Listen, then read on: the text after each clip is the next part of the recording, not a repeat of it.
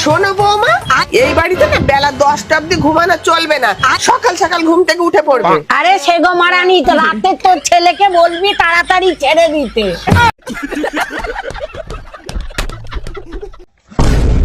আরে শালা, রাত 1টা বাজে, আমার ছাওয়াল এখনো পড়তিছে। এইরকম ভাবে পড়াশোনা করলে আমার ছাওয়াল তো একদিন বড় অফিসার হবে। ঠিক বলেছো। পড়ুক পড়ুক পড়ুক, আমি চলে যাই। সাদিয়া, তোমাকে আমি না বলে আমার নুনুকে ঠেলা দেবো, কথাটা মাথায় নাও। বৌদি, আপনার রিপোর্ট এসছে।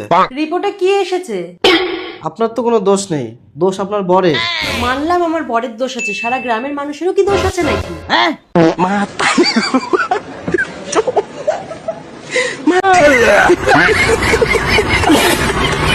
হ্যালো বন্ধুরা, কি অবস্থা সবার? আশা করছি সবাই ভালো আছো। আজকে তোমাদের বিনোদন দেওয়ার জন্য টিকটক থেকে খুঁজে খুঁজে বের করে এমন কিছু ফানি কমেডি ভিডিও নিয়ে হাজির হয়েছি, যা দেখে তোমরা কোনোভাবেই হাসি থামাতে পারবে না। তাই ভিডিওটি না টেনে সম্পূর্ণ ভিডিওটি দেখতে থাকো। বৌদি কট খেয়ে গেল। বৌমা, ছাদে জামা কাপড় তুলতে যেয়ে দেখি ব্যালকনিতে একটা ব্র্যান্ডের জাঙ্গিয়া পড়ে আছে, ওটা তো আমার ছেলের না। তাহলে মনে হয় ঝড় হচ্ছিল তো মা, ওই পাশের বাড়ি থেকে উড়ে এসে ছাদে পড়েছে। তাহলে মনে হয় বৌমা ওই পাশের বাড়ি সুমনের হবে। না না মা, আমি জানি সুমন ভাই কোনো ব্র্যান্ডের জাঙ্গিয়া পরে না।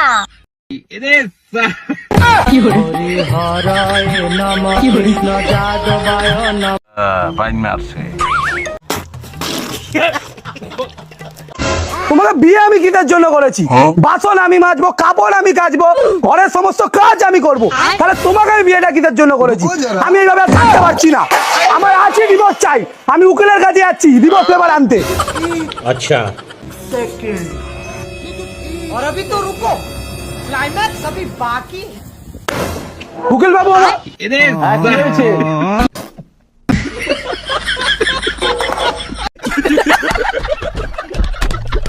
নকল করলে যা হয়।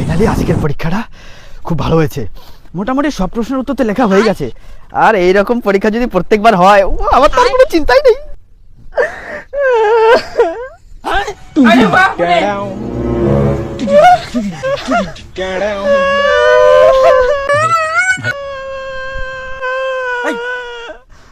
কান্না করছিস কেন? ওই যে কান্না করছে, ও কান্না করছে। তো ও কান্না করছে তো তোর কি? আমি পরীক্ষা সব ওর খাতা দেখে লিখেছি আমি। ও কান্না করছে, ও ঠাকমা মারা গেছে তাই।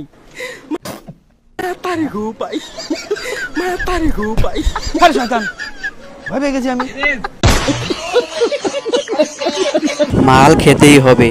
ওই যে শ্রবণ কাকা যাবে নাকি? কোথায় যাবে আমার বাবা? দেখছো না আমার বাবার পায়ের অবস্থা।